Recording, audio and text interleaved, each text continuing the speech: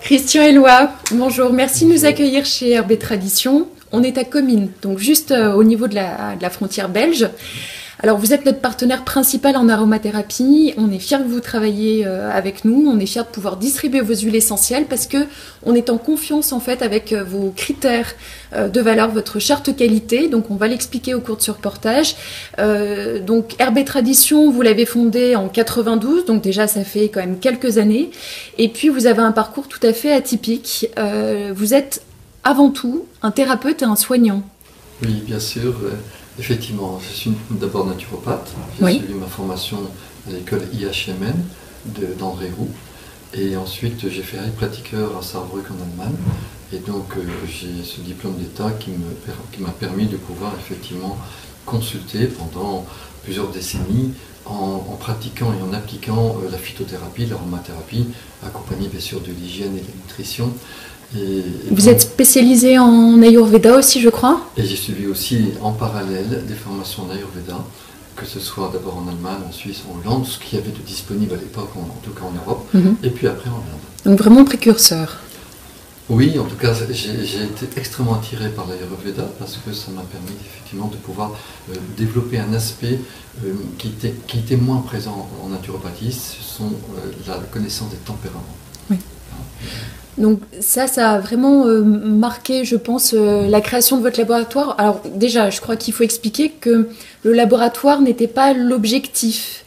La dynamique première, c'était de trouver des huiles de qualité et le labo s'est construit par-dessus. C'est bien ça, non? Effectivement, j'avais jamais pensé, ce n'était pas du tout un objectif dans ma vie de créer un laboratoire, mais simplement, j'ai recherché des huiles essentielles de qualité parce qu'à l'époque, il n'y avait pas grand-chose disponible.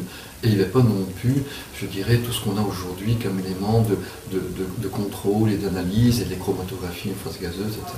Oui. Donc, elles n'étaient pas chémotypées. Et on n'était pas toujours sûr de la qualité.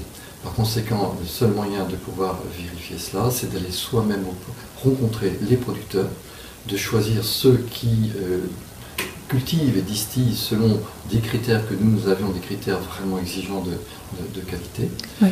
Et à partir de là, je me suis constitué, si vous voulez, un réseau d'abord de producteurs. Et j'avais donc un ensemble d'huiles essentielles dont j'étais certain de la qualité et que je pouvais utiliser dans mes consultations. D'accord, donc le laboratoire s'est construit petit à petit finalement par rapport à votre besoin. Parce qu'après, en parlant à mon réseau d'amis thérapeutes, évidemment, on me demandait des huiles essentielles, donc je me suis dit, là, il faut créer quand même quelque chose, une structure plus officielle, et c'est de là qu'est né le laboratoire Herbe & Tradition, oui.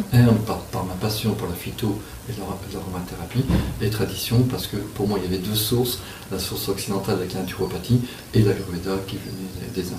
Alors dans ce projet, vous êtes deux. Il y a Brigitte, votre compagne, qui en plus a eu un parcours humanitaire et écologique, je crois, assez fort et qui marque aussi beaucoup les valeurs d'Herbe & Tradition. Oui, c'est ça. Avant, bien sûr, l'existence du labo Herbe & Tradition, Brigitte était déjà très engagée dans des ONG. C'était son activité principale et engagée aussi militant dans le domaine de l'écologie. D'accord. Et donc, dans sa démarche aujourd'hui, dans la recherche de producteurs ou de l'accompagnement de nos producteurs, à chaque fois que l'on peut, soit on apporte, je dirais, un accompagnement éducatif sous forme d'action humanitaire. Oui. Ça dépend bien sûr des régions, des pays et des besoins. Soit ranimer certaines connaissances au niveau des méthodes de soins à partir de leurs propres ressources végétales. D'accord. Et de leur apporter de l'autonomie aussi, je pense, qu'ils puissent... Et oui, bien sûr, oui. On est là juste pour lancer les impulsions, pour les aider, les accompagner à se mettre en place, et puis on se retire. D'accord. C'est pas notre objet de les remplacer, loin de là. D'accord. Vous avez un aspect très innovant dans l'aromathérapie. Donc vous êtes un des experts en olfactothérapie. Donc on va dire que l'aroma, il y a 3 domaines d'action. Le physique, qui est un peu la pharmacologie de l'aroma, l'énergétique et donc l'informationnel, qui est la part de l'olfacto. Vous avez créé des gammes entières, spécifiques. Vous êtes le seul à faire ça, je crois, presque, en olfactothérapie. Oui, effectivement, la gamme qui s'appelle les quantiques olfactifs, c'est une gamme qui s'est constituée quand je consultais, avant même que Herbe & Tradition existait. Donc ça date d'il y a plus de 20-25 ans. et la gamme des tempéraments aussi, parce que dans ma façon de procéder dans le soin thérapeutique, je m'appuyais d'une part bien sûr sur l'aromathérapie symptomatique, mais aussi tempéramentale. Le fait qu'effectivement quand un tempérament est un peu en excès ou déséquilibré, un tempérament nerveux, bilieux, sanguin, lymphatique, eh bien je rééquilibrais le tempérament, ça donnait beaucoup plus d'efficacité à l'action, sur l'action symptomatique, et je travaillais aussi sur la partie beaucoup plus psycho-émotionnelle, parce que par le lien intime entre le corps et l'esprit, c'est une globalité, c'est une homéostasie intéressante dans cette démarche. Donc les quantiques olfactifs sont nés pour cela, et la gamme des tempéraments a été créée aussi à cette époque-là, et j'ai fait avancer, évoluer dans toute ma pratique thérapeutique. Oui. Donc votre dynamique est vraiment marquée par l'approche humaniste et donc le soin. Pour autant, donc, vous êtes aussi très technique, très porté sur la qualité. Vous avez un service recherche et développement, ce qui est assez rare pour des laboratoires indépendants. Oui, pour un laboratoire indépendant et un petit laboratoire, ouais. C'est comme ça. Non, malgré tout, nous avons, et ça a toujours été aussi un peu ma passion, c'est la partie création, innovation. Donc le monde végétal, et même dans le domaine de l'aroma, pour moi on est encore un peu qu'au début. Il y a tellement de choses à faire, il y a tellement de choses dans le tiroir, c'est ce que je veux dire. Et donc effectivement, j'ai 2 biochimistes, dont une est formatrice. Elle a un diplôme, elle a un 2SS en formation en cosmétologie, oui. Et une autre qui est biochimiste. Et effectivement, elle participe avec moi-même à la création, l'innovation de produits. Quelque part, aujourd'hui, on sait tout formuler. La seule chose qu'on ne fait pas, c'est le maquillage et le dentifrice. C'est étonnant. Ouais. Mais tout le reste, dans tous les domaines, que ce soit pour l'humain, que ce soit pour le domestique aussi, oui. Et pour les animaux. Donc on a un vrai service formulation, et aussi nous avons un pharmacien de l'industrie pharmaceutique qui est là pour la qualité, contrôle qualité et les normes. Dans l'équipe de R&D, donc 2 biochimistes et un pharmacien, la présence du pharmacien est importante pour le chémotypage des huiles essentielles, les chromatos, c'est bien ça? Oui, effectivement. On vérifie toujours le chémotype de l'huile essentielle que l'on reçoit, parce qu'effectivement, c'est le reflet d'un ensemble de critères qui permettent d'avoir une huile essentielle de qualité. Nous, ce que nous faisons, ce que nous demandons à nos producteurs, il y a un cahier des charges qui doivent respecter, bien sûr. Et la première chose, c'est que d'abord la plante aromatique soit dans un environnement écologique, là où il y a effectivement une pureté de l'air et de l'environnement.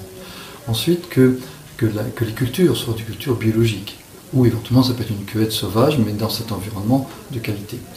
Et ensuite, vous avez l'heure à laquelle on va pouvoir récolter avant de distiller, parce que... Au soleil ou le matin, c'est complètement différent. Voilà, c'est différent selon les huiles essentielles. Et enfin, vous avez la durée de distillation. Oui. Dans l'alambic, effectivement, pour pouvoir obtenir ou extraire toutes les molécules, eh bien, il faut un certain temps de distillation qui est variable selon le type d'huile essentielle. Oui, puis les molécules les plus lourdes arrivent aussi en queue de distillation, exactement. Donc éventuellement, il y a des distillateurs qui coupent un peu plus tôt, c'est ça? Oui, c'est ça. Pour des raisons malheureusement économiques, eh bien, ils ont tendance plutôt à raccourcir le temps de distillation. Donc, on n'a pas la présence de toutes les molécules dans l'huile essentielle. Et du coup, nous, ce dont nous avons besoin pour vraiment être efficace sur le plan thérapeutique, c'est d'avoir l'ensemble des molécules. Oui. Une huile qui est un peu tronquée ne peut pas, si on n'a pas le totum, on ne peut pas garantir une qualité d'huile essentielle. Nous, c'est notre exigence, et c'est vraiment fondamental en tant que thérapeute et pour nos clients et nos patients. Ça fait des qualités de qualité vibratoire, que j'appelle qualité vibratoire fréquentielle, la plus haute possible, pour être efficace aussi bien sur le plan physique, au niveau de l'action énergétique, tempéramentale, et au niveau psycho-émotionnel. Oui, bien sûr. Alors, autre chose un petit peu différent dont on ne parle pas suffisamment à mon sens, c'est que vous avez aussi l'engagement One Voice, donc vis-à-vis des animaux.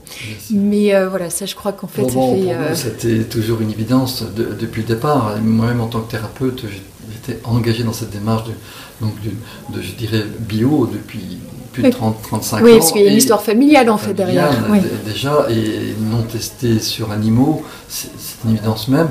Déjà, si vous voulez, par mes origines, mon père industriel et de famille industrielle s'est reconverti en reprenant une ferme, en redevenant, je dirais, un peu paysan. Et donc, c'était déjà une démarche vers la nature, et j'ai pu je dirais, grandir dans cet environnement-là. Donc c'était fantastique. Et même ma mère avait fait une démarche à pratiquer du yoga dans les années 60. C'était très marginal à cette époque-là. Et du coup, j'ai pu apprendre aussi avec elle. Et ça m'a ouvert vers le développement personnel. Donc les deux ensemble, la nature, développement personnel, puis la créativité, l'innovation, tout ça ensemble, eh bien ce sont les fondements d'Herbe et Tradition. Et puis alors, je sais que vous sortez d'un salon de 3 jours axé sur le sportif. Ça aussi, c'est assez rare et je trouve très bien de pouvoir amener l'aromathérapie dans le domaine du sportif où il y a beaucoup de choses à faire. Et vous accompagnez l'équipe du LOSC même, je crois, c'est ça? Oui, ça fait. En fait, nous avons formé les kinés qui encadrent les joueurs professionnels de football de Lille il y a 8 ans. Et donc, depuis cette période-là, depuis cette époque-là, on les accompagne pour les soins et pour leur performance. Et c'était très intéressant pour nous parce que comme il y a une exigence importante de leur part, et ça nous permet d'aller le plus loin possible dans l'innovation et dans la formulation de nos produits. Et effectivement, nous avons acquis une expérience très forte dans le domaine du sport. Ce qui nous plaît beaucoup, parce qu'il y a aussi une démarche d'hygiène de vie. Oui, les sportifs sont très axés en fait sur une rigueur, sur... Rigueur, alimentaire, pour leur performance, aussi de purification, c'est-à-dire d'éviter l'accumulation de toxines. Et donc nous avons réalisé ici un salon pour les personnes qui font des randonnées, bien sûr, sans être des grands sportifs. Beaucoup de personnes font la randonnée aujourd'hui en France, aussi pour les runners, donc la course à pied, les trailers. L'escalade aussi, non? Les personnes qui font de l'escalade, et puis d'autres disciplines sportives. Donc on les accompagne et nous avons pour ça une gamme sport bio très complète. Donc pour les traumas, mais on peut vraiment imaginer là l'implication des quantiques aussi pour améliorer leur performance. Là, je pense qu'il y a un vrai travail. La gamme quantique, donc pour l'accompagnement psychologique et psycho-émotionnel, on veut dire pour muscler le mental, le moral, pour dire d'aller jusqu'au bout de leurs objectifs ou de leurs challenges. Effectivement, nous avons des quantiques pour cela. Quand même persévérance, quand on fait des semi-marathons, des marathons ou des trails importants, donc vous avez persévérance, vous avez des challenges gagnants, des décisions. Invincible aussi, je crois. Invincible pour aller jusqu'au bout. Voilà, donc effectivement, on travaille aussi dans cette démarche psycho-émotionnelle. Merci pour tout ça, Christian. Merci beaucoup. Merci aussi à vous.